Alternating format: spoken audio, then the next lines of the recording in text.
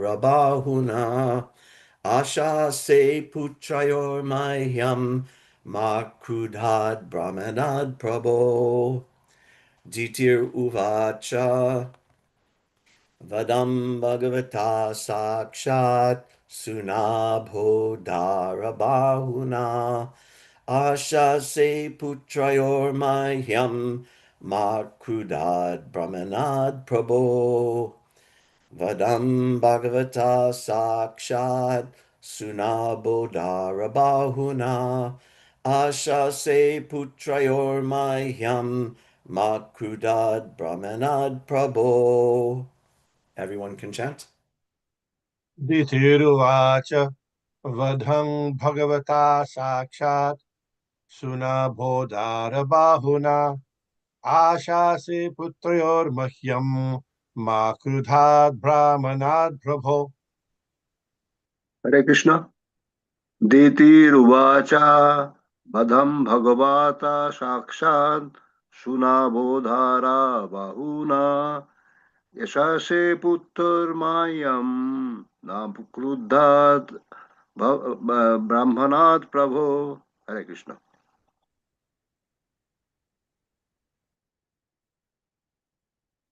Anyone else? दितिरुवाच Bhagavata साक्षात् सुनाबोधारबाहुना आससे पुत्रयोर्माह्यं मा क्रुद्धाद् ब्राह्मणात् प्रभो। हरे Krishna.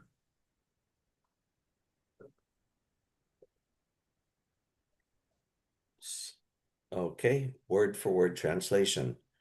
Ditir Uvacha. Diti said, Vadham, the killing. Bhagavata, by the Supreme Personality of Godhead. Sakshat, directly. Sunabha, with his Sudarshan weapon. Udara, very magnanimous. Bahuna, by the arms. Asha, say, I desire. Putrayo, of the sons. Mahyam, of mine. Ma, never be it so. Krudhat, by the rage. Brahmanat, of the Brahmanas. Prabho, O my husband. Translation. Diti said, It is very good that my sons will be magnanimously killed by the arms of the personality of Godhead with his Sudarshan weapon. O my husband, may they never be killed by the wrath of the Brahmana devotees. Purport by His Divine Grace Srila Prabhupada. When Diti heard from her husband that the great souls would be angered by the activities of her sons, she was very anxious. She thought that her sons might be killed by the wrath of the Brahmanas. The Lord does not appear when the Brahmanas become angry at someone because the wrath of a Brahmana is sufficient in itself. He certainly appears, however, when his devotee simply becomes sorry. A devotee of the Lord never prays to the Lord to appear for the sake of the troubles the miscreants cause for him, and he never bothers him by asking for protection. Rather, the Lord is anxious to give protection to the devotees. Diti knew well that the killing of her sons by the Lord would also be his mercy, and therefore she says that the wheel and arms of the Lord are magnanimous. If someone is killed by the wheel of the Lord and is thus fortunate enough to see the arms of the Lord, that is sufficient for his liberation. Such good fortune is not achieved even by the great sages. And I'll just read text 43. Na brahmadanda dagdasya, na bhutta bhayadasya cha, narakas cha nagrinanti, yam yam yoni masogataha. Translation. A person who is condemned by a brahmana or is always fearful to other living entities is not favored either by those who are already in hell or by those in the species in which he is born. Purport.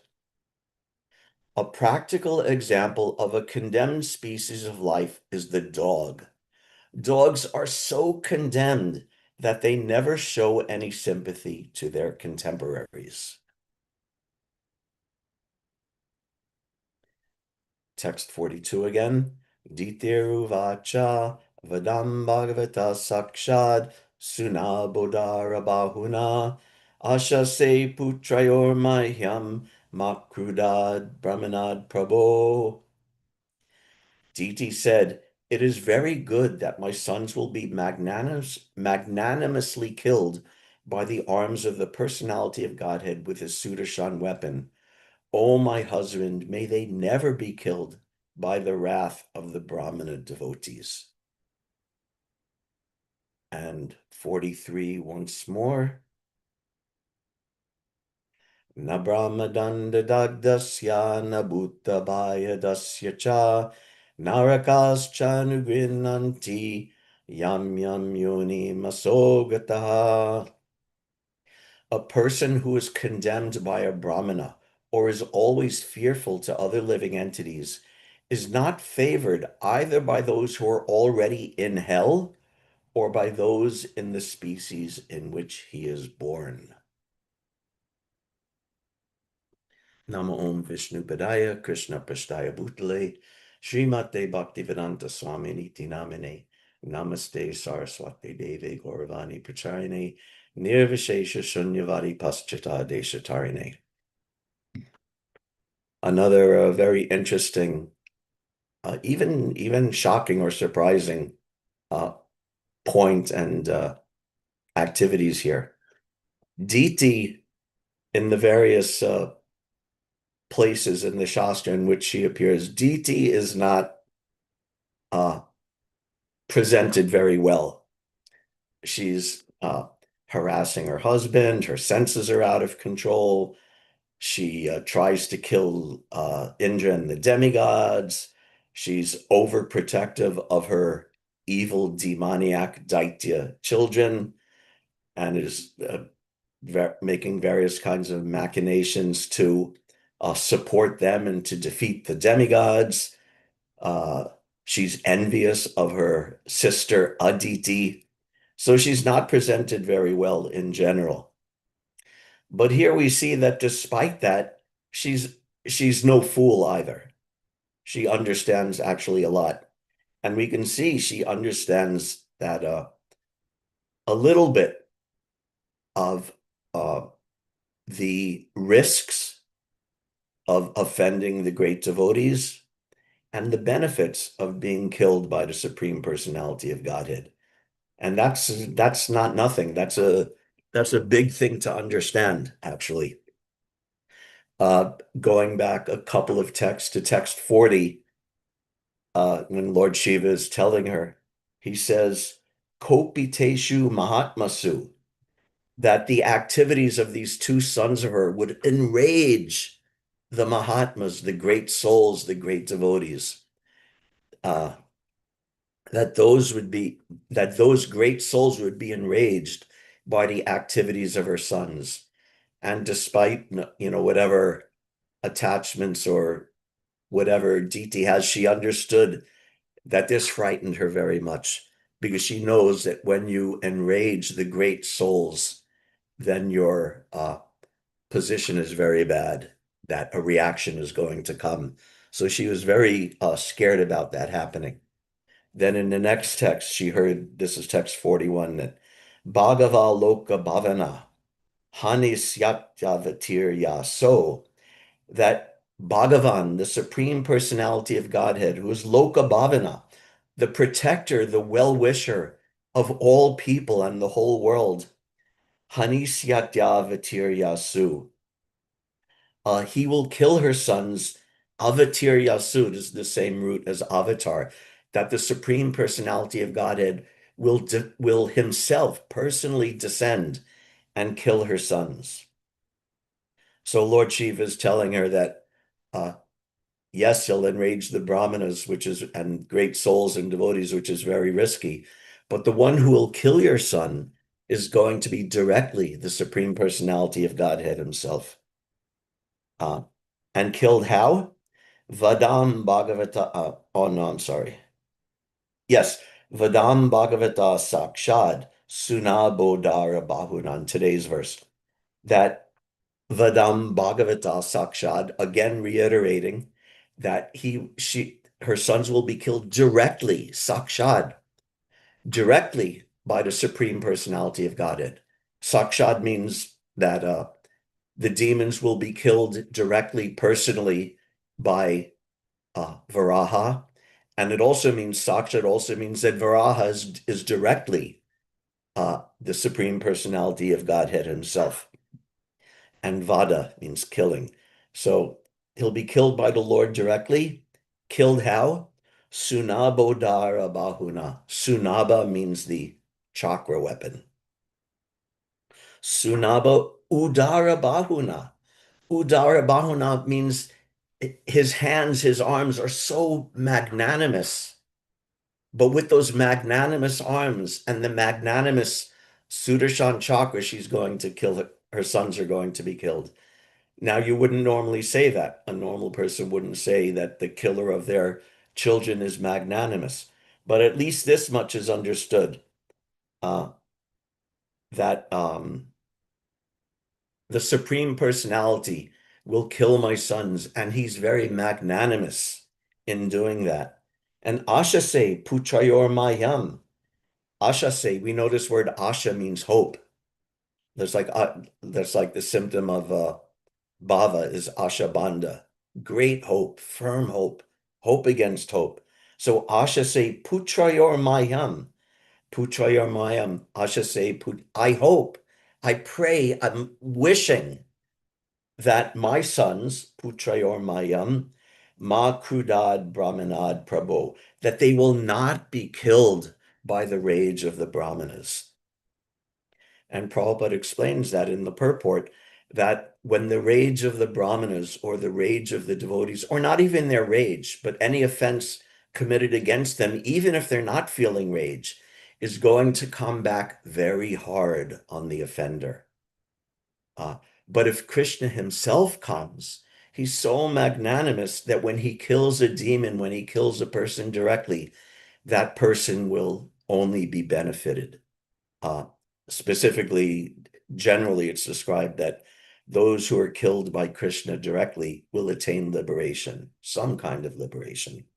So this is why she's actually relieved that, oh, my sons, whatever they be, my sons, but if they enrage the Brahmanas, they're going to be so punished and so degraded. Just like text 43, they'll be so degraded that even the residents of hell and even the members of their own group, their own species, will have no sympathy, no help for them. And Prabhupada compares that like the dog, that because for those who have pets, be patient. Prabhupada would often use dogs as this example of very degraded, very low. They're barking and fighting unnecessarily, even within the species, dogs fighting with dogs. Another time, Prabhupada, this is in the Chaitanya Charitamrita.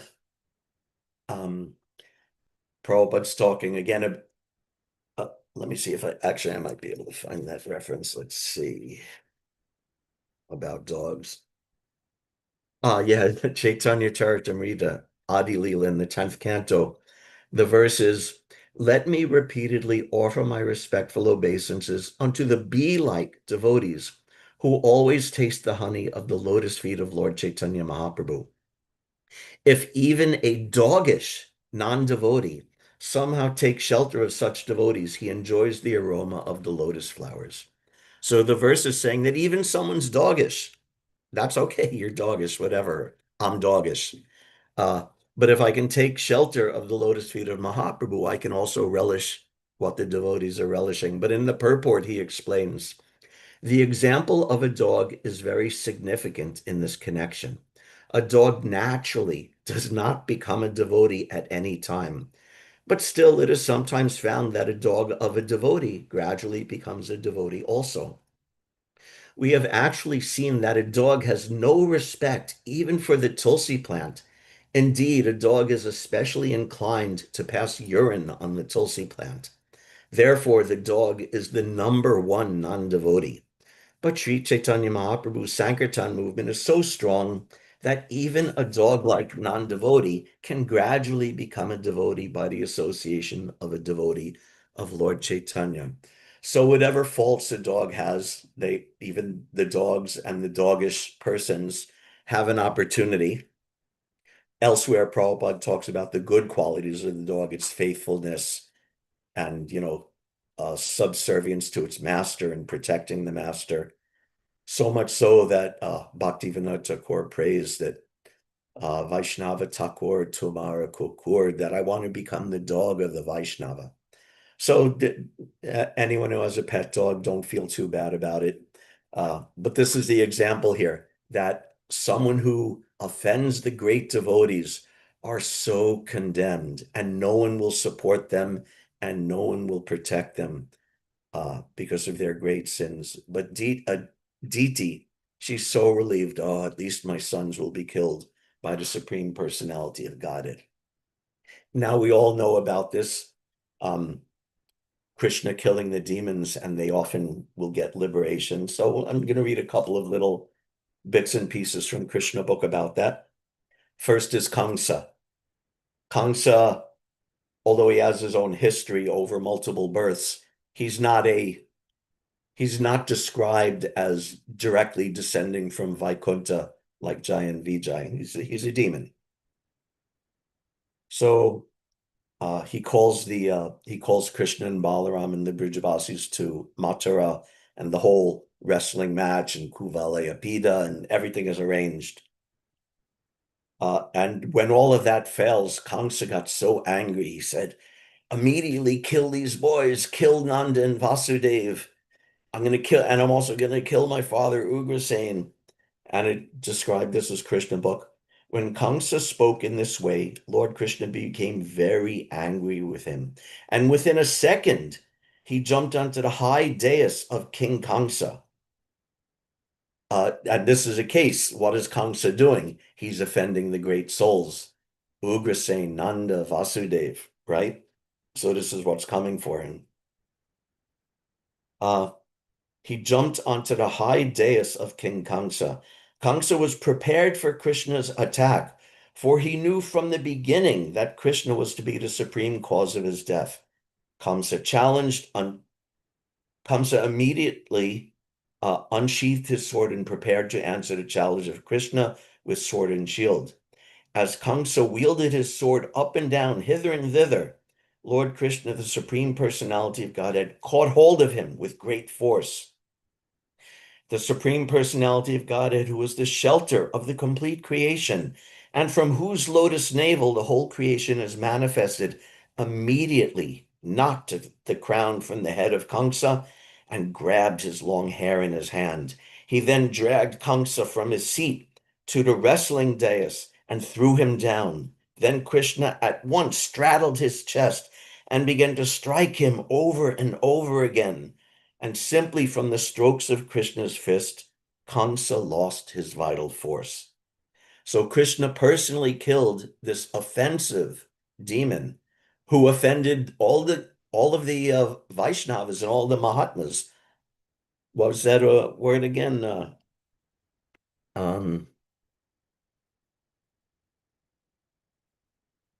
Yes, Kopiteshu Mahatmasu, who offended and enraged all the great souls. But what was the result? Let's see, a little further down. From the day Kamsa had heard that he would be killed by the eighth son of Devaki, he was always thinking of Krishna with his wheel in his hand.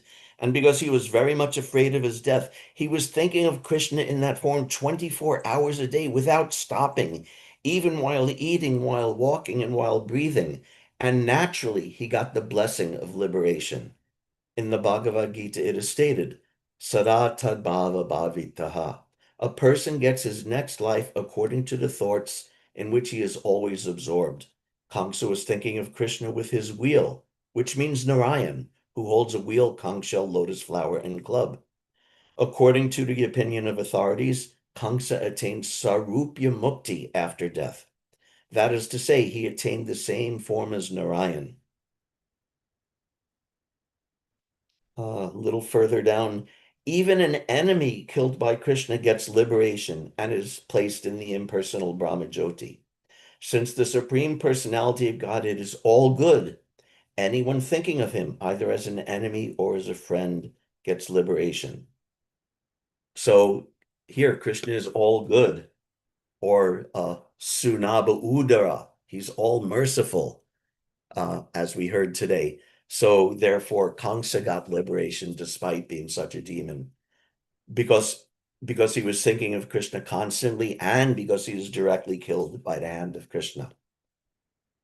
Another example, this is Jayan Vijay in another life, actually. This is at the time of the Rajasuya Yagya performed by Yudhishthir, and the time came to select the person for the Agra Puja. Agra Puja means at these big sacrifices, some very qualified, elevated, and worthy person is selected amongst the group to receive Agra Puja, the first worship at the very beginning of the sacrifice. And there were great kings there, tremendous kings and emperors, and great sages were there. And there was some discussion who should be selected, and they were unable to come to a conclusion. Then Sahadev spoke up, and he very eloquently and powerfully said, Krishna has to be selected for the Agra Puja. And he went through all of Krishna's wonderful qualities and how great he is and how powerful he is, and very eloquently spoke and convinced everyone there that yes, Krishna should be selected for the Agra Puja. But one person disagreed with that, and that was Shishupal. And Shishupal spoke up, and he was so critical, as Sahadev was so eloquent in glorifying Krishna. Shishupal was criticizing and tearing down Krishna and the assembly for choosing him. So let's see now, let's get to the point. All the kings, on hearing Shishupal's offensive talk, not just to Krishna, but to all the great devotees and kings and sages present there, all the kings present belonging to the Kuru dynasty, Matsya dynasty, Kekaya dynasty, and Sanjaya dynasty were very angry and immediately took up their swords and shields to kill Shishupal, who was so foolish that he was not even slightly agitated, although all the kings present were ready to kill him. When Lord Krishna saw that they were going to fight in the arena of the auspicious Rajasuya Yagna, he personally pacified them because he wanted to preserve the sanctity of the Rajasuya Yagya and not have it turn into a bloodbath. Like, for example, at Daksha's Yagya, where because of his offenses and because Krishna wasn't there to pacify everyone, it turned into a horrible bloodbath and awful, disgusting scene, and the whole sacrifice was ruined, and it took a lot to restore things. So Krishna didn't want that. Out of his causeless mercy, he himself decided to kill Shishupal. When Shishupal was abusing the kings who were about to attack him, Lord Krishna took up his disc as sharp as the blade of a razor and immediately separated Shishupal's head from his body.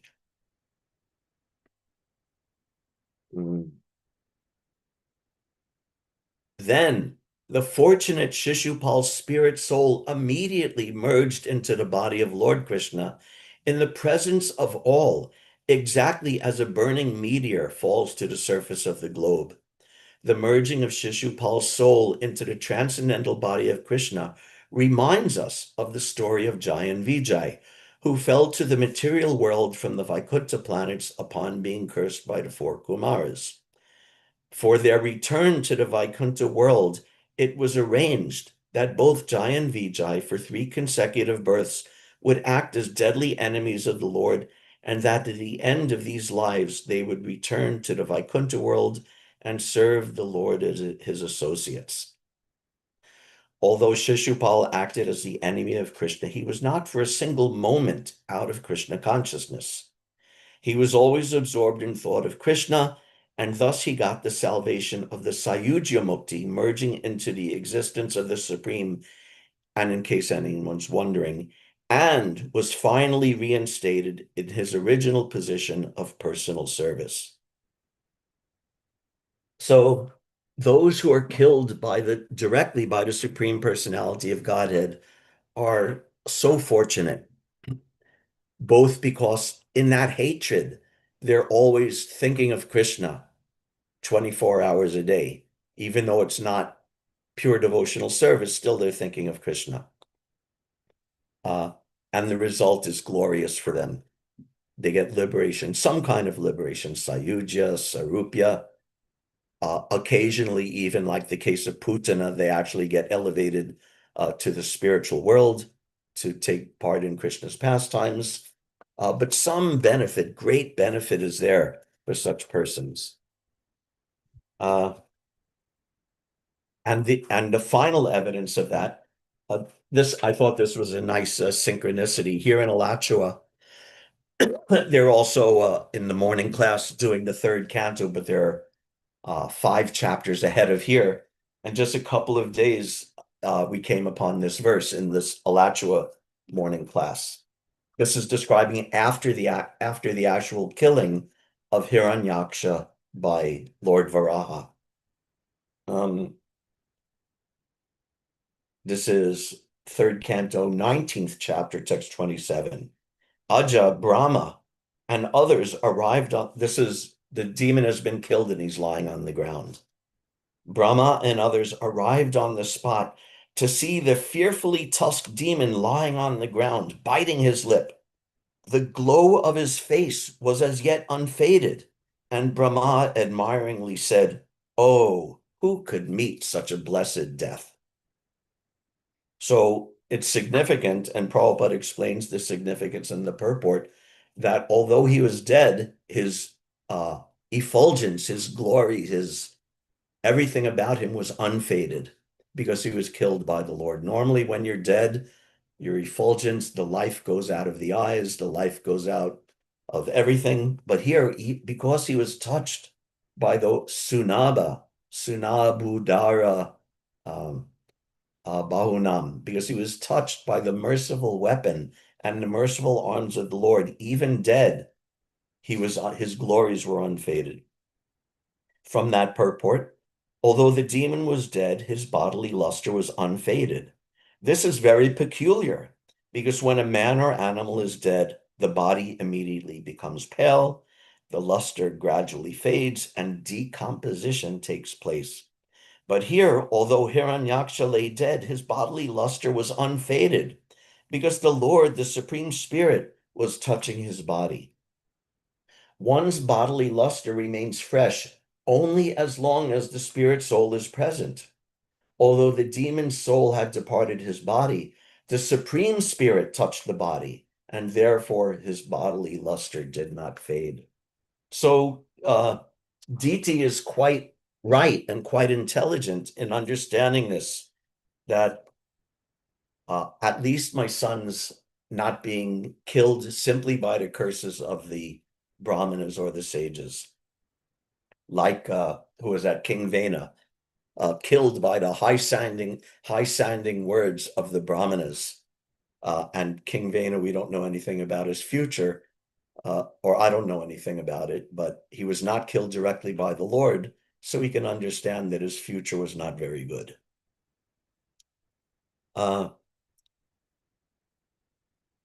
Another way of explaining this, Prabhupada, he was giving class on verse 4th canto 4:13, Mahiyasam pada rajo bhishekam, that those who are material attached, they can only be purified and only be delivered by Mahiyasam pada rajo bhishekam. Mahiyasam, the great souls, like Mahiyasam and Mahatma, same thing. Pada rajo, by the dust of the feet of such persons. Abhishekam. Abhishek means bathed. So they're bathing in the dust of these great souls, then they can be delivered. But in the purport to that verse, Prabhupada also explains, um, let's see.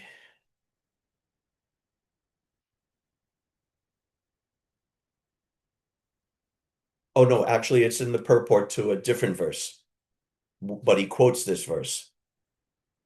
Everything depends on the strength of the recipient. For example, due to the scorching sunshine, many vegetables and flowers dry up and many grow luxuriantly. Thus, it is the recipient that causes growth and dwindling. Similarly, Mahiya Sampadarajo Bhishekam, the dust of the lotus feet of great personalities offers all good to the recipients, but the same dust can also do harm. Those who are offenders at the lotus feet of a great personality dry up. Their godly qualities diminish. A great soul may forgive offenses, but Krishna does not excuse offenses to the dust of that great soul's feet, just as one can tolerate the scorching sunshine on one's head, but cannot tolerate the scorching sunshine on one's feet. This is an interesting example.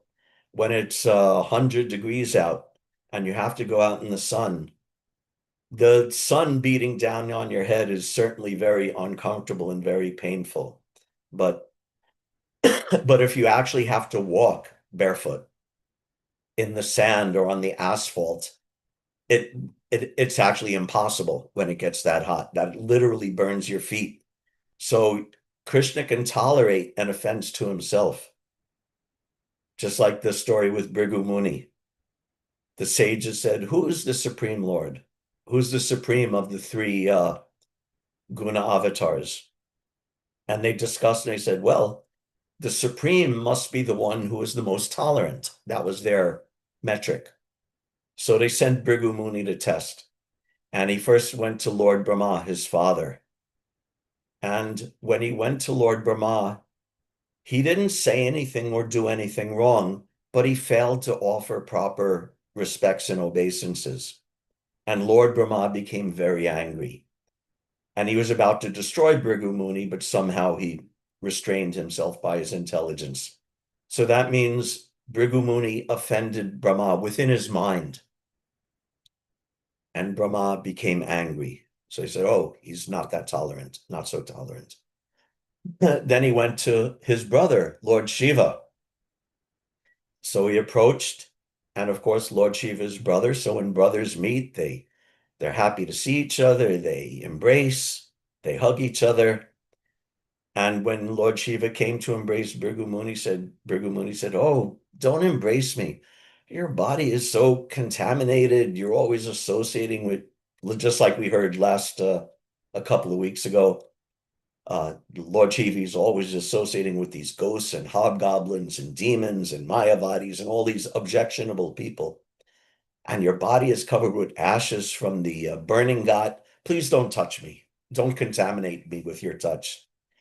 And again, this was an offense not within the mind, but an offense by words. And Lord Shiva again became very angry and was only restrained by his intelligence. And if I'm remembering the history correctly, his wife also helped restrain him from taking some rash act against Bhrigu Muni. Then Bhrigu Muni went to visit Lord Vishnu, and he had committed offense within the mind against Lord Brahma, then with the words against Lord Shiva, and the next degree of offense is bodily offense. So he approached Lord Vishnu and he kicked Lord Vishnu on the chest.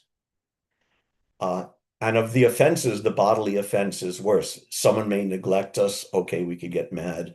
Or someone says something bad against us. Sticks and stones may break my bones, but names will never hurt me. You may get angry.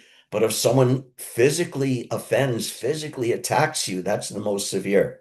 So Bhrigu Muni did that to Lord Vishnu, kicked him on the chest. And Lord Vishnu, he immediately grabbed the foot of Bhrigu Muni and started massaging and said, oh, my dear Brahmana, I'm so sorry. Your feet, the lotus feet of the Brahmana, are so tender, like new grown leaves, and my chest is as hard as a thunderbolt. I hope I didn't hurt your feet with my chest. And then Bhrigu Muni understood this is the most tolerant person. This is the Supreme Personality of Godhead. And actually, now the Lord is famous for having Bhrigu, the mark of Bhrigu Muni's feet on his chest. Just like I don't know if all deities or what percentage of deities have this, but in Boston, when I was serving in Boston, the deity there, Radha Gopi Ballava, actually had a mark of Bhrigu Muni footprint on his chest. So Lord Vishnu for himself is so tolerant. But if one offends his devotee, then he's not so tolerant. Uh, Again, the example, the sun on your head, okay, that's uncomfortable. But the sun on when you're walking with your feet on the burning hot ground, that's intolerable. And the devotees are all situated, Stita Duli Sajjacham Vichantaya, are all thinking themselves like particles of dust on the lotus feet of Krishna. So because of that, Lord Vishnu cannot tolerate the offense against his devotee.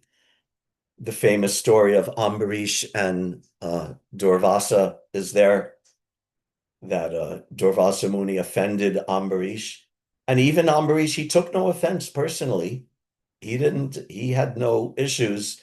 But because his devotee had been offended, Lord Vishnu again sent Sunaba Udarabahuna, sent his very merciful Sudarshan Chakra to chase Durvasa Muni all over the universe. And finally, he went to Vaikuntha and he said, "Please, I'm sorry, forgive me." And Lord Vishnu said, "I can't forgive you.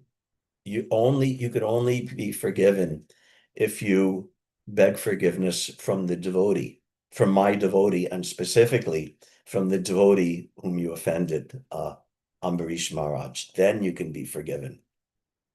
And so many examples are there. I've told it too many times, so I'm not going to repeat the story of Rupa Goswami inadvertently offending the elderly Vaishnava. That's a great, wonderful story from Bhakti Ratnakar. A different story that I read recently, this is from Chaitanya Bhagavat, that there was a person, a devotee, who became a devotee, Devananda Pandit, and he was present even before the appearance of Chaitanya Mahaprabhu. And he was very famous as a scholar and speaker and explainer of Srimad Bhagavatam, but he never gave credit to the process of bhakti yoga. So one day he was speaking on Bhagavatam, and Srivas was nearby and said, "Oh, there's Bhagavatam Katha going on."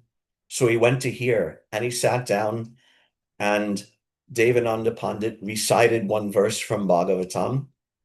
And even before he began his twisted or unauthorized explanations, Srivas, just from hearing the verse of Srimad Bhagavatam, he went into ecstasy and was fainting and crying and rolling on the ground in ecstasy. And all of Devananda Pandit's disciples and followers present at that meeting said, "Oh, what's this person doing here, making all this noise, disturbing everyone?" So they bodily removed him from the assembly. And Srivas Thakur, when he finally came to his senses and realized what had happened, he went home and he was feeling a little sad. And then it wasn't until many years later, or some years later, uh, after Chaitanya Mahaprabhu's appearance, that first at the big Mahaprakash Sankirtan meeting at Srivas's house, he reminded Srivas, "Oh, do you remember that incident with Devananda Pandit?"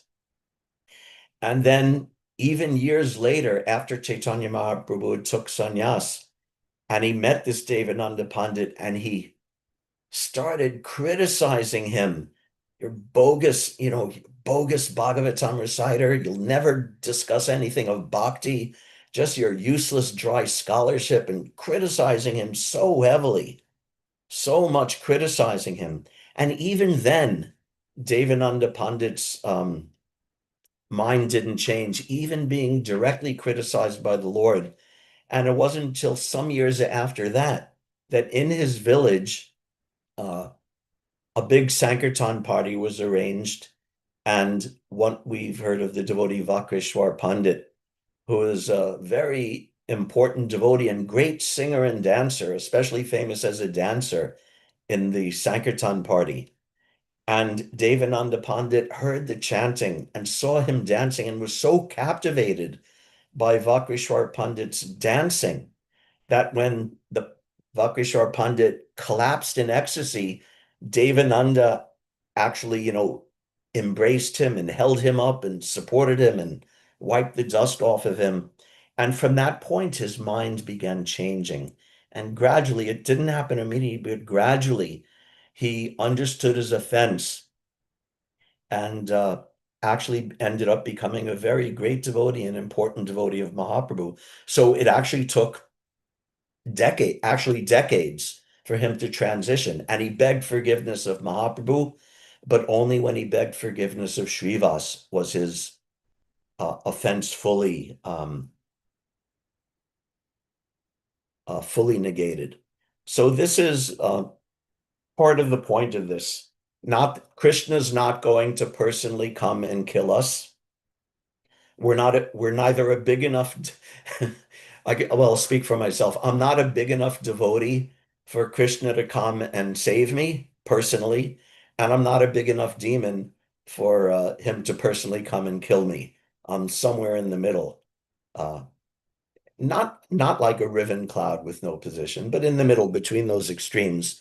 So, but still the point is we learn from these examples. Uh, the examples may be extreme, too extreme for us to take in a literal sense. Just like Judd Barrett, uh, we learn lesson from Judd Barrett or the Python man that Prahlad Maharaj spoke to. It doesn't mean we have to go in the forest and stop eating and just lie on the ground and wait for food to come into our mouth. But we learn lessons from this about how to be renounced, what real renunciation is, how to apply this. Uh, when we hear about the great ecstasy of Mahaprabhu and the devotees, we can't imitate that, and we may not be on that stage, but we learn to understand and appreciate the importance of the Sankirtan from this. So these very extreme examples, like Diti thinking, oh, my son's going to be killed by Vishnu. Awesome. That's awesome. And at least he's not going to be killed by the curse of the Brahmanas. So, uh, this is very extreme for a mother to say like that about her children. But she understood that, and we can also learn from that. We can appreciate from that. Um, so this is the lesson we learn. Of course, we don't offend Krishna. We also don't take offending Krishna lightly, because when we offend Krishna, the devotees will automatically become offended. And we offend the devotees, Krishna will automatically become offended. But still, the offense against the devotees is Nahati Mata. And it says in Chaitanya Bhagavat, specifically about this Devananda Pandit, that and he didn't even kick out Srivas. He simply allowed his disciples to do it and didn't put a stop to it or speak up against it. So even through inaction, to allow offense to the devotees to happen. And it's described there, Hati Mata Aparad, the mad elephant offense. And of course, the example is that if a mad elephant gets into your garden, then your garden is finished, nor can you do anything to control that mad elephant. So we serve Krishna as far as possible without offense. And we serve Krishna's devotees as far as possible without offense. And as offending Krishna's devotees has such a negative, destructive, mad elephant effect on our devotional service, the converse is also true, that if we serve Krishna's devotees and please them, then similarly, the amazing benefit and the love that Krishna feels upon seeing this. I think the last week, 2 weeks ago, also I quoted from the Adi Purana, Krishna saying that one who says he's my devotee is not actually my devotee, but one who is a servant of my devotee He is actually my devotee. So understanding this is very important. We serve Krishna and we serve Krishna's devotee. And this is such an important point that this one point is the distinguishing factor between the Prakrita Bhakta and the Madhyama Bhakta. Prakrita Bhakta literally means materialistic devotee. So a devotee isn't materialistic, practically by definition. So a materialistic devotee means that someone who has some of the trappings or perhaps some of the inclinations of a devotee, but is still on the material platform. And actually, Srila Bhaktivinoda Thakur has said that the Prakrita Bhaktas are really, they're not actually even real bhaktas, but we'll call them bhaktas just so that the real bhaktas will be willing to give them association and elevate them. So what's the characteristic, the Swarup Lakshana of the Prakrita Bhakta? Archayam eva haraye, pujam yashraye hate, natad bhakteshu chanyeshu, sabhakta prakrita smritaha. That Archayame Vahariye, Pujam Yashraye Hate. This sounds nice. That they worship Hari with Pujam Yashraye, that they worship with great faith and great enthusiasm. They're worshiping Krishna. And this is specifically in general, not specifically, but in general, is referring to worship in the temple. That the materialistic devotees, they'll go to the temple and they'll do the puja and they'll make the donation and do so many nice things.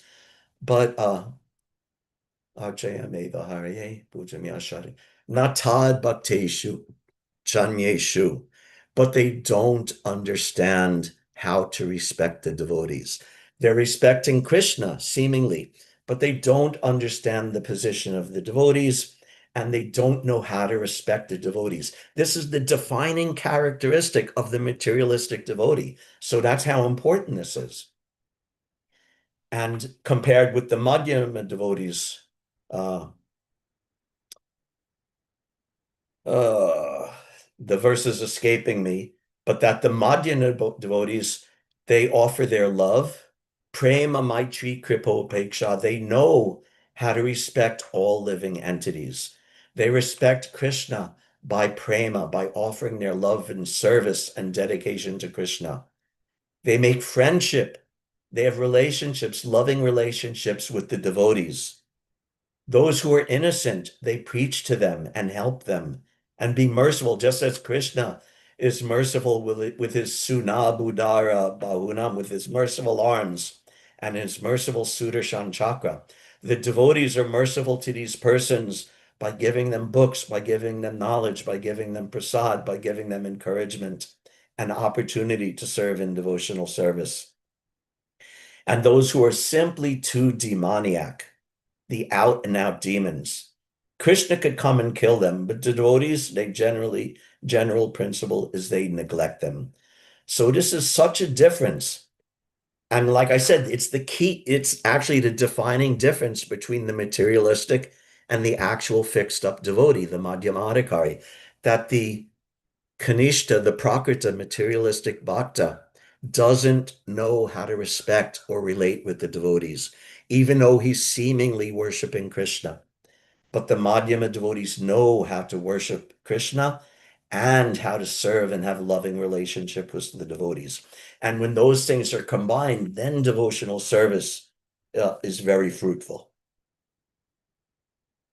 Thank you very much, everybody, for your very kind attention. If there's any questions, comments, or discussion, we can do that now. Thank you very much.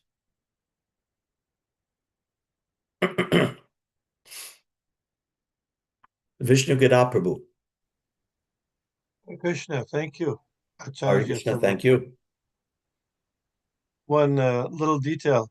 You were reading about Shishupal and his merging into the body of Krishna. So one little detail is the election took place. They actually elected Krishna as the person worshipable at the Agra Puja, and they were proceeding with that worship. Ah, washing his feet and all that stuff. So, but after the election, Shishupal tried to overthrow the election by his vituperations, his nasty ah. talks, Thank something you for similar to. clarifying that I got that Yeah, yeah. timeline wrong. Yeah, so He everyone did, already agreed.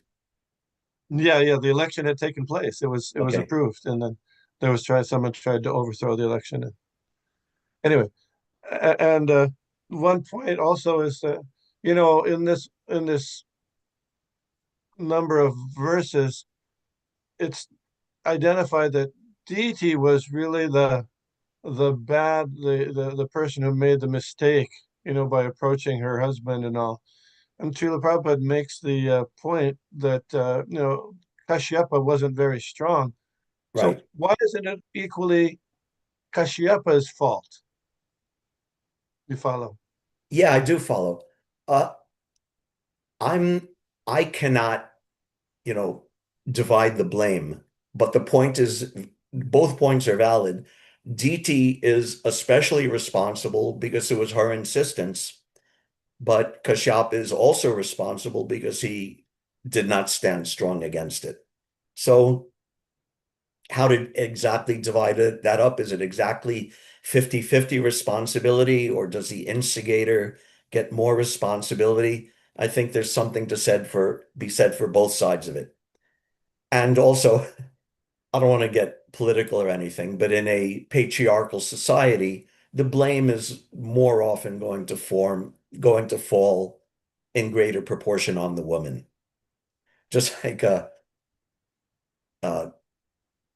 similar but a little different, just like some men were saying, oh, women in the temple, this is not good. It's agitating it's not good for the men, the brahmacharis, the sannyasis. And Prabhupada said, there's women everywhere. If you're agitated, you go live in the forest. So at least in that instance, Prabhupada was not willing to put the blame on women. But traditionally, a lot of the blame has been put on women. So we can, I'm not qualified to exactly divvy up the responsibility, but it's good to remember that both are responsible to some degree. Kashyapa blames the wife. I mean, he said, don't, not right now, not right now. It's not a good time, please. And but she insisted, but then he gave in. So anyway, Right. yeah, yeah, yeah. And if you have any, usually we think of merging into the effulgence of the Lord as Sayuja Mukti. But in the Chaitanya Charitamrita, it talks about also there's two kinds of Sayuja Mukti. One is to merge into the effulgence of the Lord, and one is to merge into the body of the Lord. Actual body, right? Yeah, yeah. And that's a little weird because you think Krishna's body and himself are non-different. So how can you merge into the body of him? So I don't know if you have uh, any further understanding of that I aspect. don't, except to, as you said, remember the Achintya Bheda Bheda Tattva that Krishna's body and Krishna's effulgence are non-different, and yet they're also distinguished, at least in a philosophical way and in a practical way, their distinction. And what that means as far as the individuals who gets which one, I have no knowledge or understanding of what that implies. Also, Just so just in so the also, general sense that they're both imperfect and impermanent. because also at the end of the millennium, the living entities merge into the body of Hmm. Garbhodaksha, and so just how that merging works, because usually we say that the body of the Lord is and the Lord are the same. Yeah, I don't have much light to shine on that. Okay, okay. Thank you. And And then oh, in the purport, Srila Prabhupada says that the devotee doesn't ask for protection from the Lord. And there's the prayer that Lord Chaitanya was singing on his way through South India. Rama Raghava Rama Raghava Rama Rakshama. right. Do you have any comment on that? Sounds Yeah. like he's protecting. Yeah, a few things that may or may not shine light on it. One of them is that obviously, literally, the devotees do request Krishna's protection. In Govardhan Lila, they're saying, Krishna save us, Krishna, Krishna Mahabaho, with your strong arms, protect us, save us. And that's described a little bit in Bhakti Rasamrita Sindhu, describing how the devotees are without material desires, but a sort of natural response that if you're in distress, to cry out, Krishna, protect me, is not really an infringement on that state of being anyabhilashita shunyam, that it's just a natural, sort of a natural reaction. And it's actually glorious that when that natural reaction does come, it's directed exclusively towards Krishna. But in a general sense, the devotees are not requesting personal protection for themselves. Uh, you know, this is a class long, long ago, decades ago in Gita Nagari, and it was Satsuru Maharaj speaking about Hiranyakashipu, who was praying, my dear Lord. Oh, and it actually was talking about the devotee. The devotee may ask for protection. Oh, Krishna, protect me in this situation or in that situation. Or he said, protect me in the daytime, protect me in the nighttime, protect me from killed by this or that. It can drift into that like Hiranyakashipu type prayer for protection. So there's a natural response that the devotee prays for protection. The devotee also prays for protection for his fellow devotees and for Srila Prabhupada's movement. That's a, let's say, bona fide type of prayer for protection. But in general rule is the devotee is not concerned about his own protection. Even if there are circumstantial or extreme exceptions to that, the general rule is that the devotee isn't praying for his personal protection. That's not his central prayer or his essential prayer. Does that make any sense? Yeah, sure. Very nice. Thank you. I mean, on one hand, there's 6 symptoms of surrender, and one of those symptoms of surrender is the feeling oneself always Yes, under the protection of the Lord. right. But And doesn't always mean, under the maintenance of the Lord. yeah, but it doesn't mean that the person is asking, "Oh, please protect me," but Right, already feeling that way because they realize Krishna is the Supreme Personality of Godhead and is controlling everything, and it's my best friend. right. Yeah, that's nice. That if you're so assured of Krishna's protection and Krishna's maintenance, then there's no need to pray for it. It's like you don't need to pray that, oh, my next breath of air is going to come. Will it be there? You don't need to pray that because you're so assured of it. So that's nice. And Srila Prabhupada would sometimes cite, "Give us our bread." Yeah. Right, And one other thing was that this aspect they're talking about Hiranyaksha being, or I guess Hiranyaksha being killed by the chakra of the Lord. But later we read that he was killed by the slap on the side of the head. right. Is what would you make of that? I'd have to look over the verses and see specifically.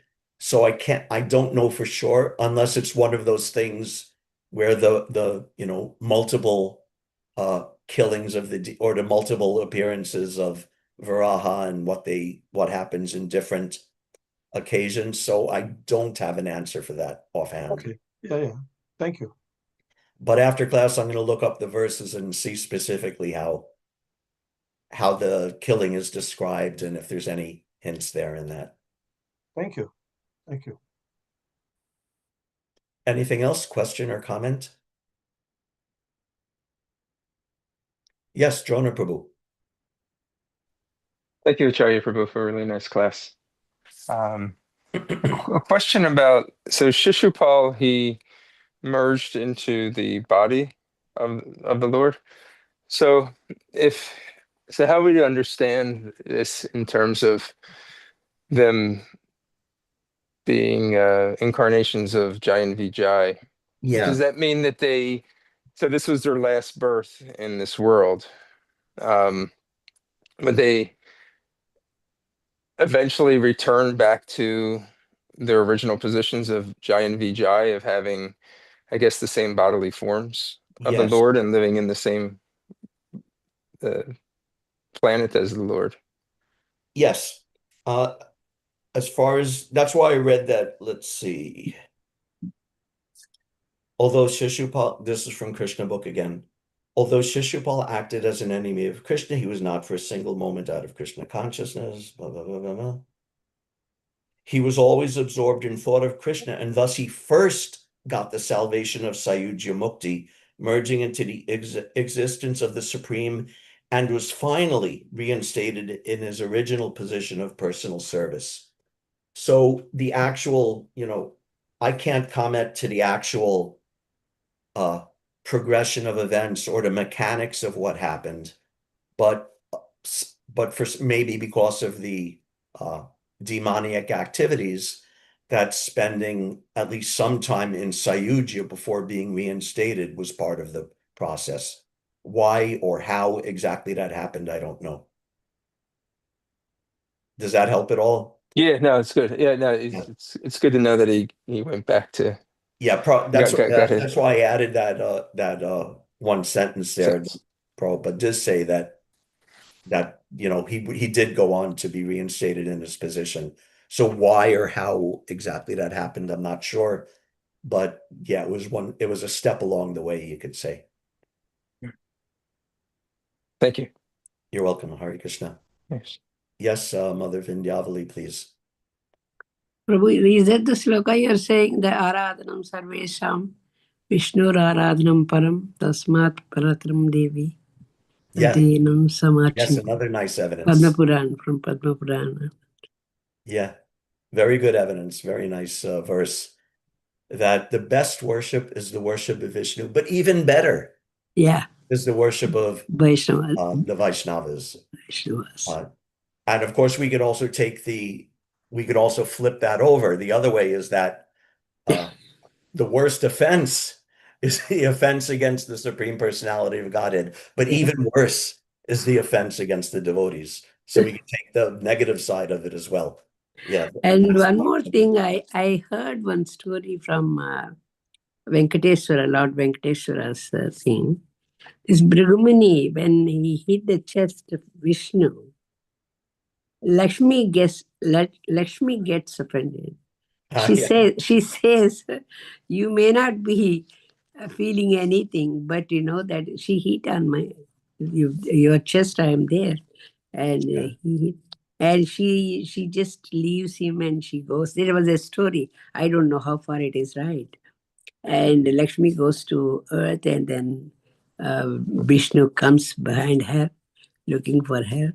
And then there was the Lord Venkateswara. He comes to the earth, and then here the Lakshmi and mm, what is that? Her another lady.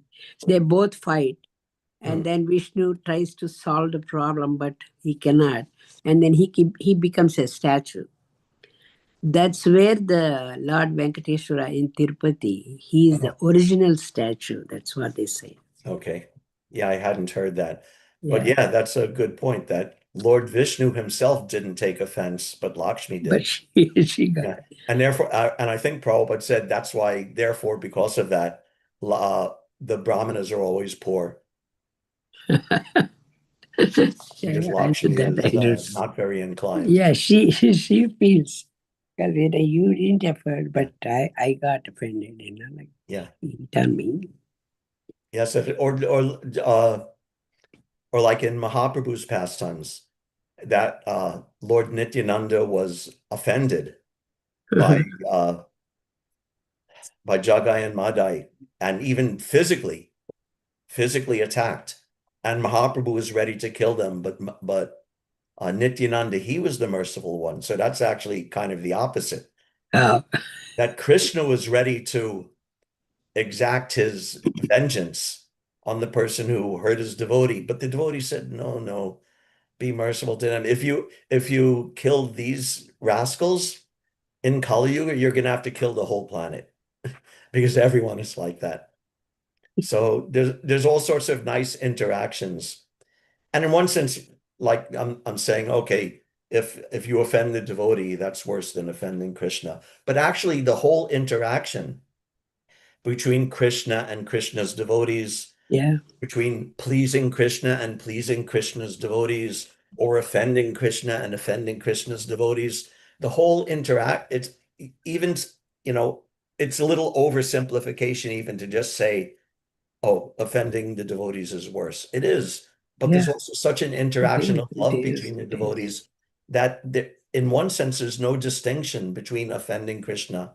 If you offend Krishna, the devotees are offended. That's true. If you offend the devotees, Krishna is offended. So don't be offensive in general. Yeah, this is Yes, really thank you simple. for that, Thank you very much, Prabhu. Hare Krishna. Nice Anything talk. else? Question or comment? Okay. Thank you very much, everybody, for your kind attention. I hope everything's going well in Philadelphia. I hope everyone has a wonderful day. Hare Krishna. Thank you, Prabhu. Patitanam Kripa Sindhu Vaishnav Patitanam Bhavanebhyo Pavanebhyo Vaishnavebhyo. Vaishnavebhyo Namo Namaha.